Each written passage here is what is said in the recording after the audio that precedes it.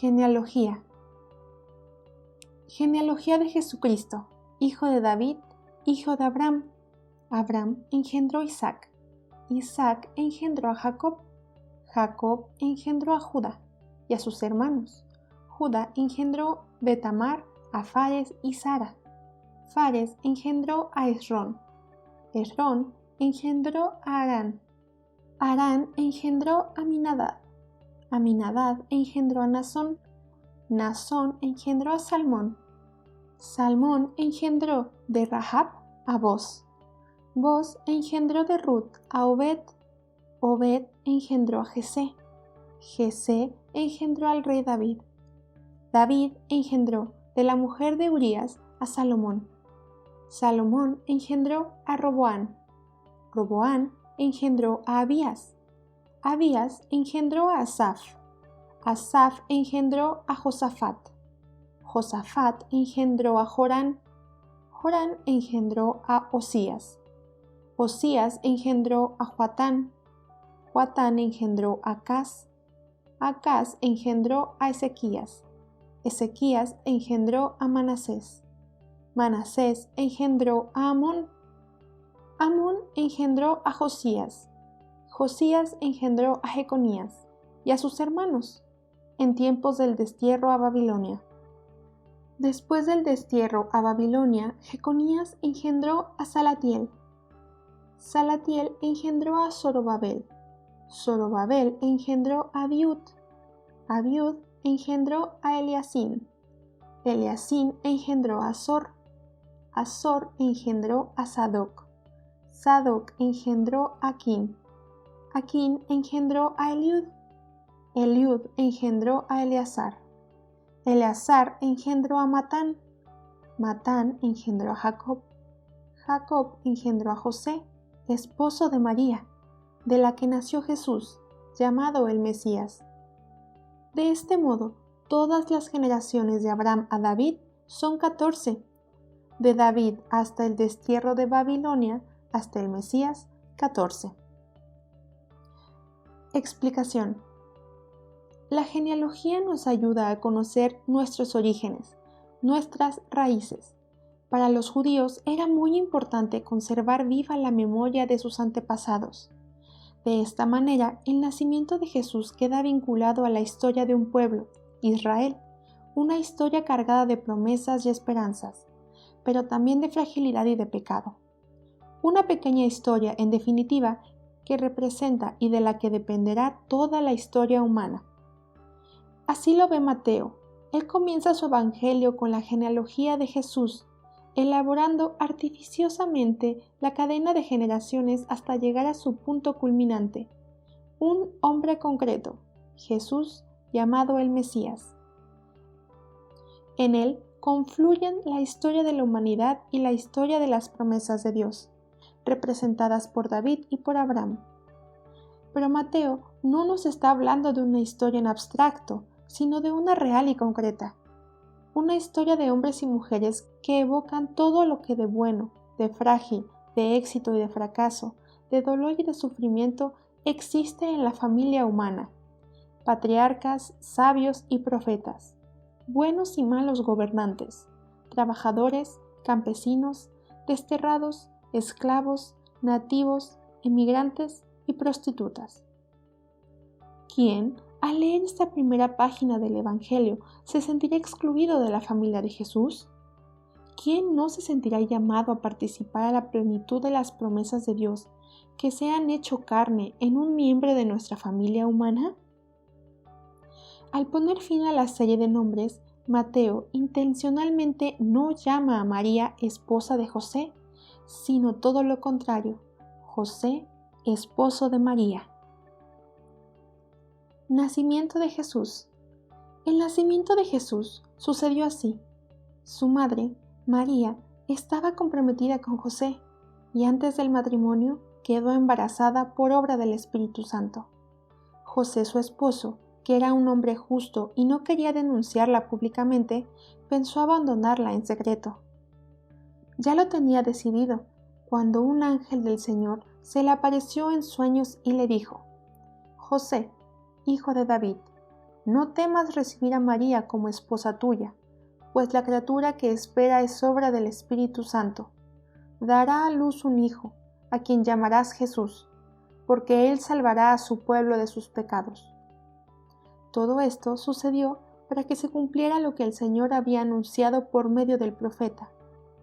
Mira, la Virgen está embarazada, dará a luz a un hijo que se llamará Emmanuel, que significa Dios con nosotros.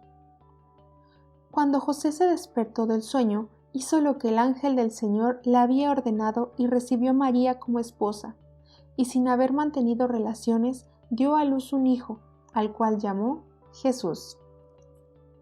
Explicación.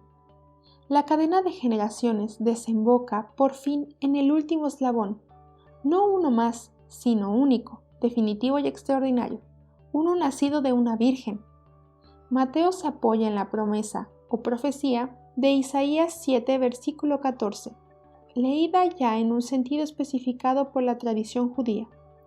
Mateo sigue esa tradición y la autentifica en este relato que desarrolla con total claridad. La maternidad de María no es obra de José, sino del Espíritu Santo. Así habla el texto, y así ha permanecido en la fe de la Iglesia. ¿Cómo reacciona José ante el acontecimiento del embarazo de María? Se dice que José era justo, y no quería difamarla repudiándola públicamente. Por eso decidió hacerlo en privado. ¿Le sorprendió ver a María embarazada? ¿Es posible que su prometida no le hiciera partícipe del acontecimiento? No es este el drama que acongoja su corazón. Podemos pensar que la decisión de José tiene en Mateo un sentido más profundo. Se siente perplejo y desconcertado, lleno de temor reverencial ante un misterio que intuye pero que le desborda. La instinta reacción de huida ante la presencia del misterio de Dios es una constante en los relatos de vocación de todos los grandes personajes del Antiguo Testamento. Y esto es probablemente lo que el evangelista quiere contarnos a través del drama humano de su relato, la vocación de José al servicio del misterio de la salvación. Una vez que el ángel calma su temor, José, convertido en el padre legal del Hijo de María, iniciará su misión e impondrá al futuro recién nacido un nombre, Jesús, cuyo significado resume la nueva revelación que se hará realidad en su vida, muerte y resurrección, porque Él salvará a su pueblo de sus pecados. Así inicia José su vocación, encubriendo y protegiendo el misterio del Emmanuel, Dios con nosotros. Homenaje de los magos. Jesús nació en Belén de Judea, en tiempos del rey Herodes. Por entonces sucedió que unos magos de Oriente se presentaron en Jerusalén preguntando: ¿Dónde está el rey de los judíos que acaba de nacer? Vimos su estrella en el oriente y venimos a adorarle.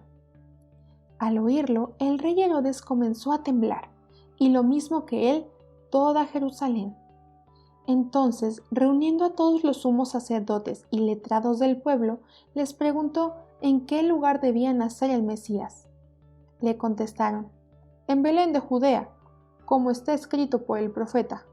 Tú, Belén, en territorio de Judá, no eres ni mucho menos la última de las poblaciones de Judá, pues de ti saldrá un líder, el pastor de mi pueblo Israel.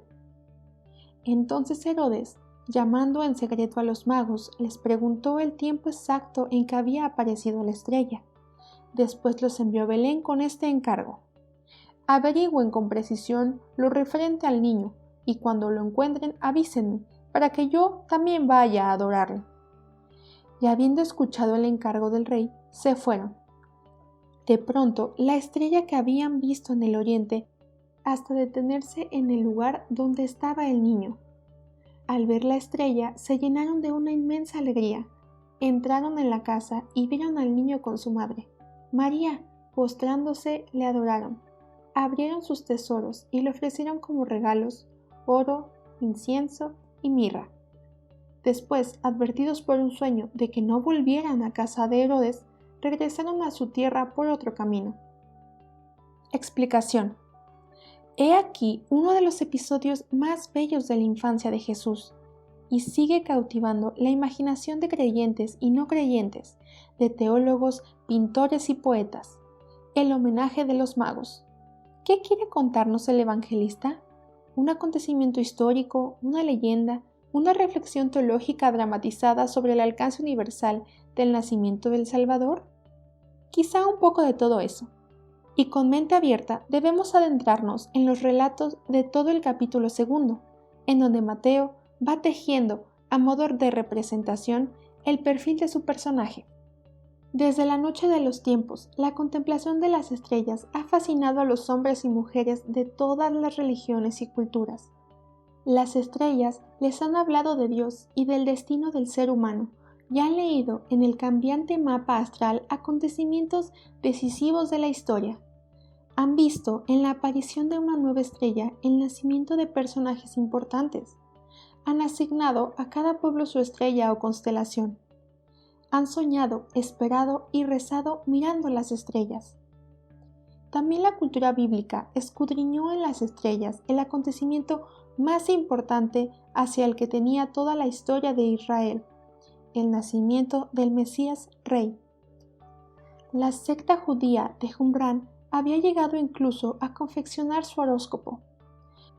En el libro de los Números, capítulo 24, versículo 17, el profeta astrólogo Balaam contempla en el firmamento cómo avanza la constelación de Jacob y sube el cetro de Israel.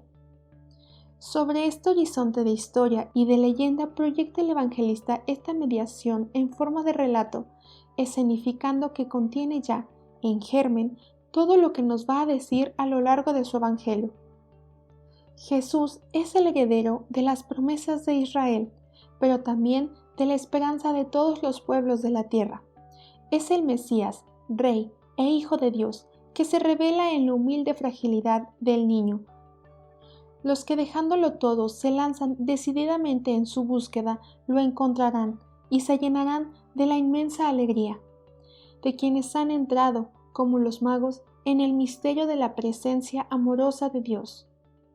La liturgia de la Iglesia ha captado y expresado todo el alcance de la narración de Mateo en el nombre de la fiesta con que celebra la visita de los magos, la Epifanía, manifestación de Jesús.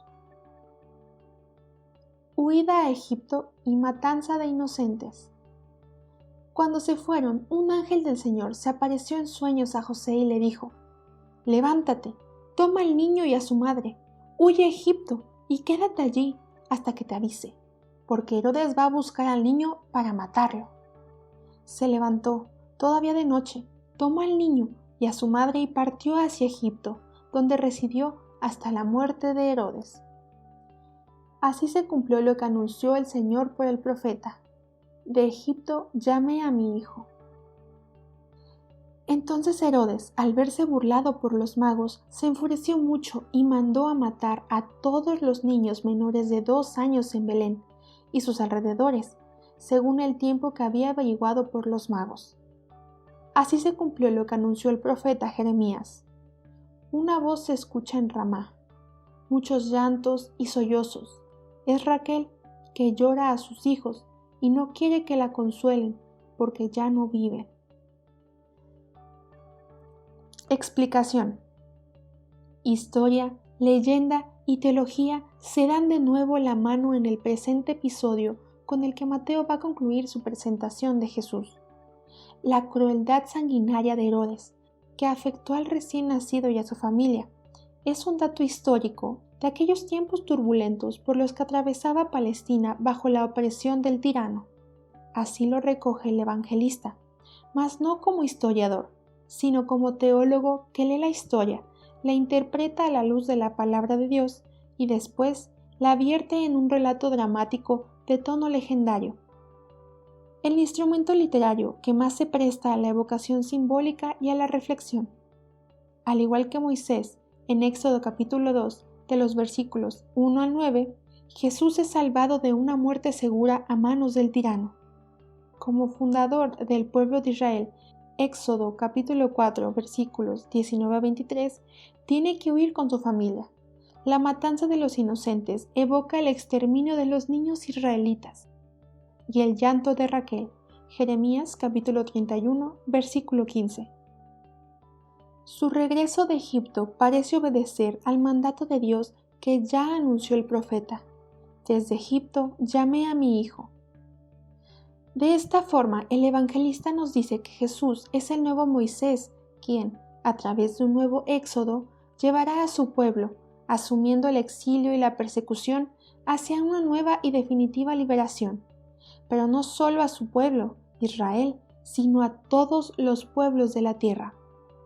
Mateo insinúa esta dimensión con el nombre del lugar donde se establece y donde comenzará su vida pública: Galilea, el distrito de los paganos, la provincia más extranjera y más paganizada del pueblo de Dios.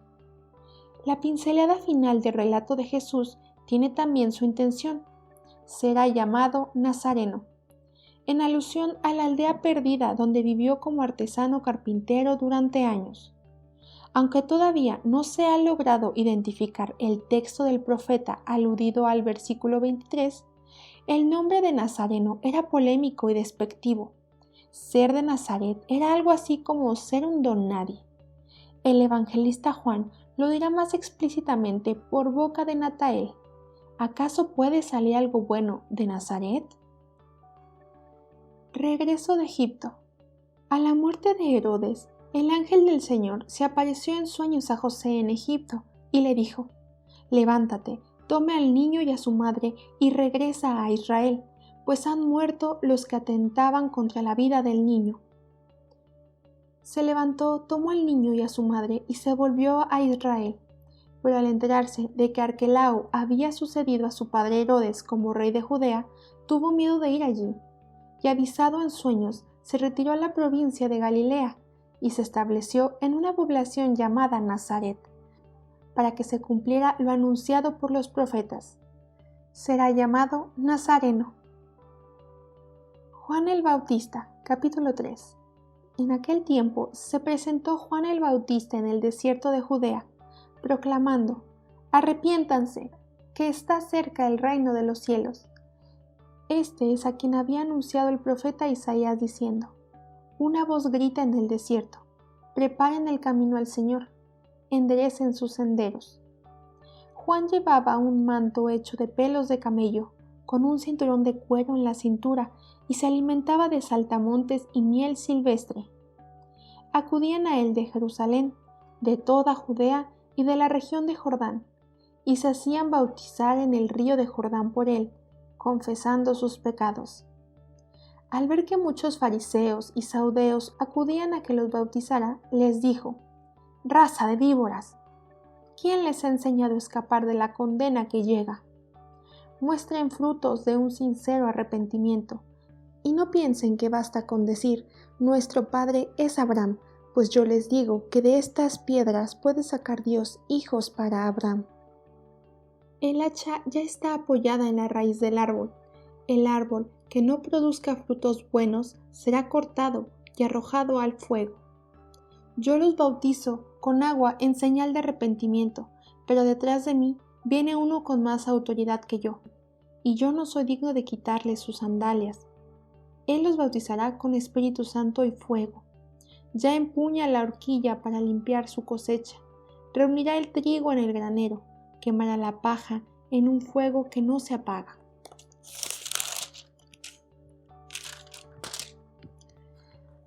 Explicación. Después de varias décadas de vida oculta y anónima de Jesús, que los evangelistas dejan en el silencio, Mateo retoma su narración con una fórmula temporal genérica con la que presenta a Juan con el título propio de El Bautista. El retrato que nos hace de él es impresionante, tanto su atuendo silvestre, dieta ascética y el lugar de su predicación, el desierto, como por la fuerza demandante de su mensaje, el arrepentimiento como cambio radical de vida y la inminencia del juicio de Dios, vengador de las injusticias.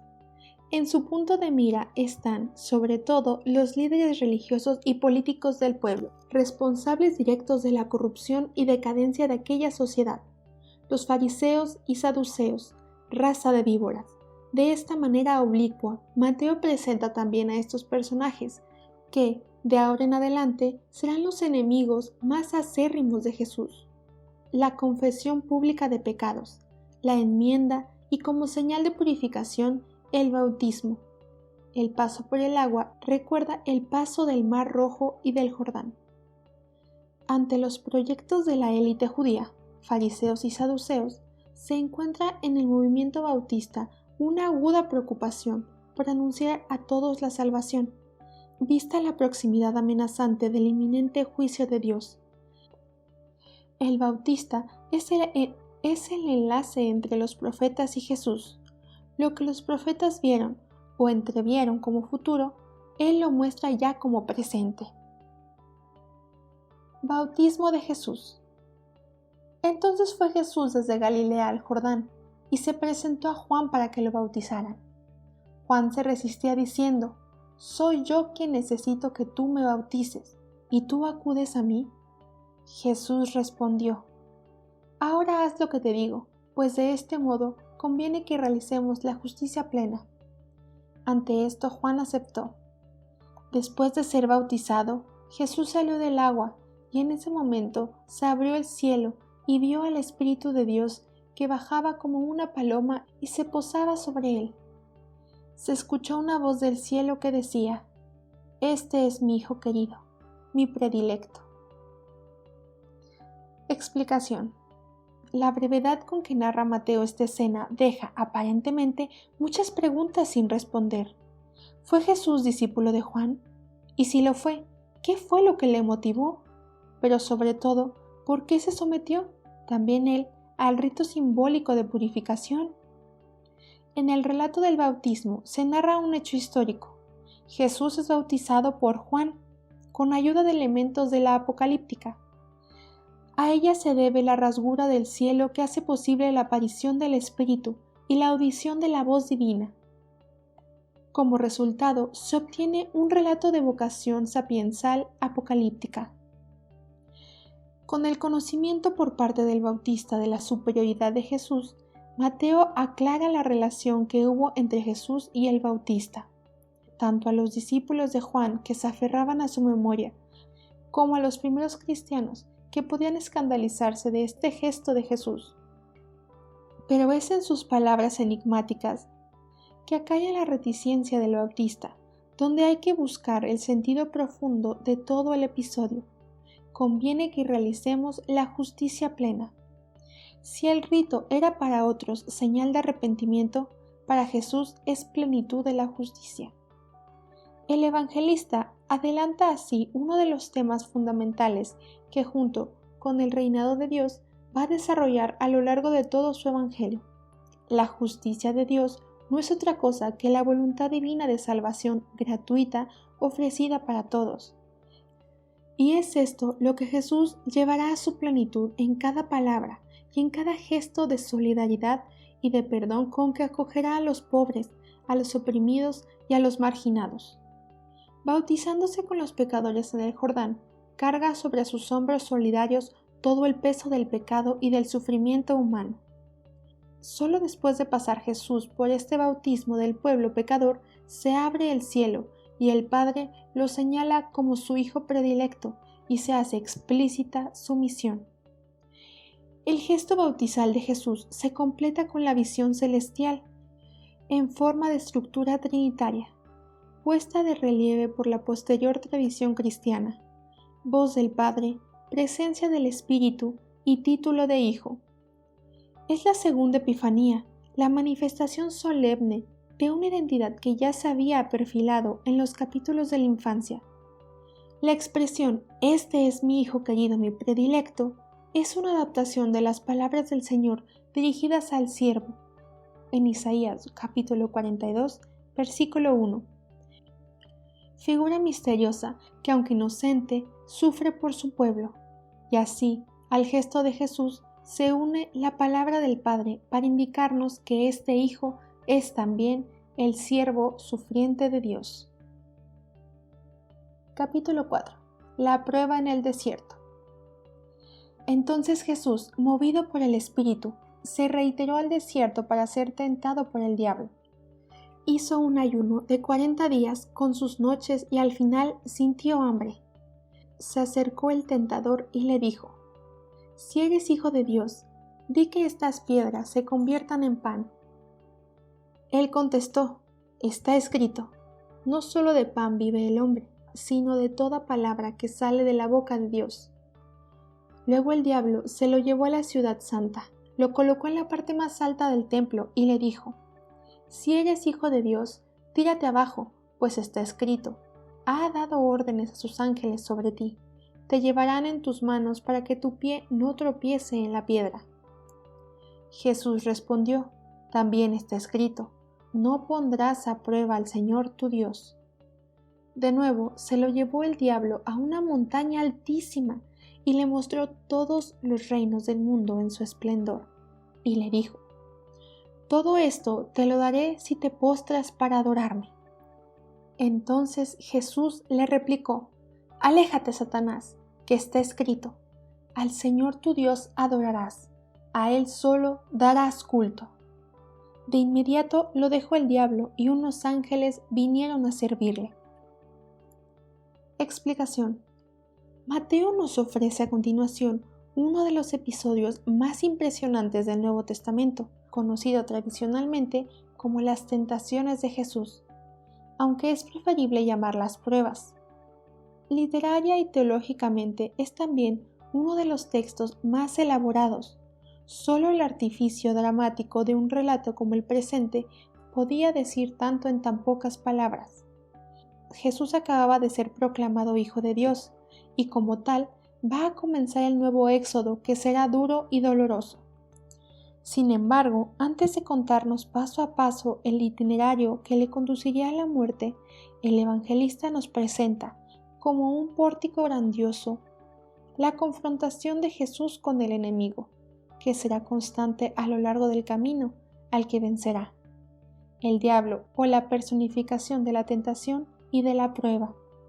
Esta gran confrontación entre el proyecto del Padre, personificado por Jesús, y el antiproyecto del rival, diabolos en griego, viene escenificando en 3 episodios de creciente dramatismo que se desarrollan en el escenario tradicional de la prueba en la cultura bíblica, el desierto, y durante 40 días, símbolo de los 40 años del éxodo de Israel. El desenlace y la victoria final tendrán una dimensión cósmica, la cúspide en una montaña altísima, ante el esplendor y poderío de todos los reinos de la tierra. En cada episodio, una proposición tentadora del diablo, el milagro fácil e injustificable, el espectáculo gratuito de efecto rápido y asegurado, y sobre todo el poderío universal, si se somete a las reglas del juego del pretendido soberano del mundo. Y a cada tentación del rival, apoyada en una cita bíblica, el rechazo de Jesús y el compromiso de vivir solamente de la palabra de Dios. Aunque las 3 tentaciones parecen diferentes, todas van dirigidas a un único objetivo: apartar a Jesús de la voluntad del Padre, a lo que es lo mismo, poner a prueba su filiación divina. Gracias a los elementos tomados del Antiguo Testamento, el relato sirve para salir al paso de ciertas expectativas mesiánicas corrientes en el tiempo de Jesús y que seducían también a sus seguidores. En definitiva, se trata de resaltar no solo la misión de Jesús, el proyecto del reinado de Dios, frente al proyecto del antirreino, sino también la manera correcta de anunciarlo, celebrarlo y llevarlo a la práctica. Se confrontan también los 2 tipos de mesianismos: el mesianismo davídico, fundado en el poder, en el prestigio, en las soluciones fáciles y rápidas, y el mesianismo del siervo sufriente, que carga con los pecados de su pueblo y vive de cara a Dios y en solidaridad con los pobres y excluidos. De esta nueva forma de comprender el reinado de Dios se desprende una nueva imagen del Mesías que se espera. A partir de la llegada del reino de Dios, es posible llevar a cabo una vida en que la obediencia a Dios nos conduzca a una relación de comunión con los demás. La obediencia al designio de Dios se ha hecho patente en el mundo, creando en la humanidad relaciones opresoras en el triple orden de lo económico, pan, político, reinos de la tierra y religioso, milagro. Solo su rechazo en las tentaciones hace posible un orden humano que destruya esas relaciones opresoras a partir de la existencia de un nuevo poder. Comienza su proclamación. Al saber que Juan había sido arrestado, Jesús se retiró a Galilea. Salió de Nazaret y se estableció en Cafarnaúm, junto al lago, en territorio de Zabulón y Neftali. Así se cumplió lo anunciado por el profeta Isaías. Territorio de Zabulón y territorio de Neftali, camino del mar, al otro lado del Jordán, Galilea de los paganos. El pueblo que vivía en tinieblas vio una luz intensa. A los que vivían en sombras de muerte les amaneció la luz. Desde entonces comenzó Jesús a proclamar: arrepiéntanse, que está cerca el reino de los cielos. Explicación. Cafarnaúm, junto al lago, será su ciudad. Galilea, en un tiempo pagana o cuando menos paganizada, lugar de encuentro de pueblos y culturas, será el escenario y la plataforma de su revelación, como el gran oráculo de Isaías. Así comienza a cumplirse el encargo de la misión universal de predicar el Evangelio al mundo entero. El paralelismo entre Juan y Jesús expresa la conexión de este último con los últimos movimientos bautistas, pero también origina lo que los separa en puntos clave. La coincidencia inicial se transforma pronto en separación irreductible entre ambos. La predicación bautista de un Dios vengador de las injusticias se convierte en Jesús, en propuesta de un Dios pacífico y no violento. El arrepentimiento que pide es para recibir la buena noticia, como pura gratuidad de Dios. El ofrecimiento de la gracia ocupa el lugar del juicio de Dios. Jesús sale al encuentro de la expectativa del pueblo con un anuncio que, desde el comienzo, tiene como contenido central el reinado de Dios y será, desde entonces, el centro de su predicación. Llama a sus primeros discípulos. Mientras caminaba junto al lago de Galilea, vio a dos hermanos, Simón, llamado Pedro, y Andrés, su hermano, que estaban echando una red al lago, pues eran pescadores. Les dijo: vengan conmigo y los haré pescadores de hombres. De inmediato, dejando las redes, le siguieron.